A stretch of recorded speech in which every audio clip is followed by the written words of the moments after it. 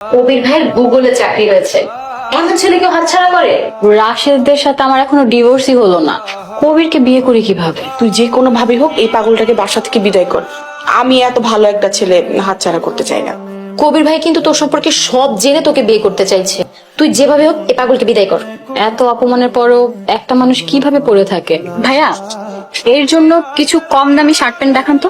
এখন তো এটা হয় কিনা, একটা মানুষ কাজের লোকদের জন্য এটা নেয়। ওর সাইজের দিয়ে দেন। ভাই কত হয়েছে? 250 টাকা হয়েছে। শোনো রাশেদ, এখন তুমি চলে যাও। তোমাকে ছাড়া আমি কিভাবে যাব বলো? এসব ফালতু কথা একদম বলবে না, আশেপাশে মানুষজন সবাই দেখছে আমার, আর কোনোদিন আমার সামনে আসার চেষ্টাও করবে না। আমি তোমাকে বিয়ে করেছি আমার পরিবারের অমতে, তোমাকে ছাড়া আমি তাদের সামনে এখন কিভাবে যাব? তারা কি বলবে? আমাদের বিয়েটা না একটা ভুল ছিল, এখন সারা জীবন তো সে ভুল বয়ে বেড়াতে পারি না, তাই না? 3 বছর ধরে আমার সাথে সংসার করলা, তোমার আচরণে একবারও মনে হয় নাই যে আমার সাথে সংসার করাটা বা আমাকে বিয়ে করাটা তোমার জন্য একটা ভুল ছিল? কথা বাড়িও না রাশেদ, আমি বিরক্ত হচ্ছি। খবরদার আমার পিছন পিছন আসবে না। আন্টি, আমি রিপার সম্পর্কে সবকিছু জেনেছি। রিপার কষ্ট আমি বুঝি। আমি রিপাকে খুব দ্রুত বিয়ে করতে চাই না, আমার বেশি দিন সময় নেই। তোমার নাকি গুগলে চাকরি হয়েছে, তা তোমার বেতন কত বাবা? দুলা ভাইয়ের বেতন বাংলা টাকায় প্রতি মাসে 6 লাখ টাকা।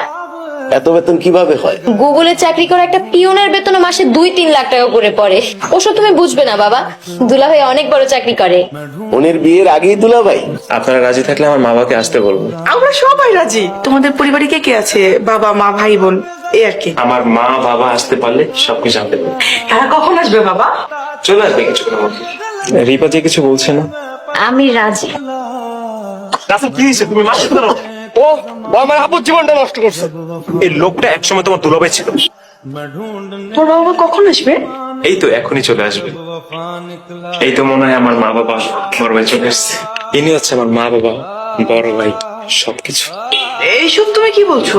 আমার ভাইটা একটু সরল, আপনার তো আর আমার ভাইয়ের সম্পর্কে জানেন না। তোমার ভাই বাসা ছেড়ে দিয়েছিল, এমনকি বাসা সব মালামালও বিক্রি করে দিয়েছিল। তোমরা আমাকে এত বড় ধোকা কেন দিলে? ধোকা তো আপনি দিয়েছেন আমার ভাইকে। ভাই তো পুরাতন মাল বিক্রি করেছেন, নতুন বাড়িতে নতুন মাল আনানি উঠবে তাই। মানে? ভেবেছিলাম যে তোমাকে একটা সারপ্রাইজ দিয়ে দিব। তোমার মা যেরকম তোমার বাবাকে জিম্মি করে রেখেছে, তুমি ঠিক ওই কাজটাই করতে নিয়েছিলা। একটা চাকরি, একটা স্বামীচুর দামি একটা মানুষের চাকরি চলে আসাতে তাকে তোমার রাস্তায় নামিয়ে দিলে। আমি আগেই বলেছিলাম ওরা ভুল করছে।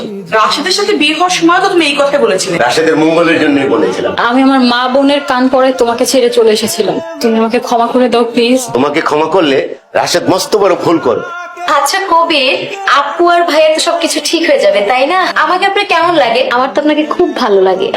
তোমাদের মতো নির্লজ্জ লোভী পরিবেশতে আমি কেন? আমার ভাই যদি কোনো সম্পর্ক রাখে, আমার ভাইয়ের সাথে সম্পর্ক রাখবো না। ঠিক বলেছিস ভাই, কিছু মানুষদেরকে না ক্ষমা করতে নেই।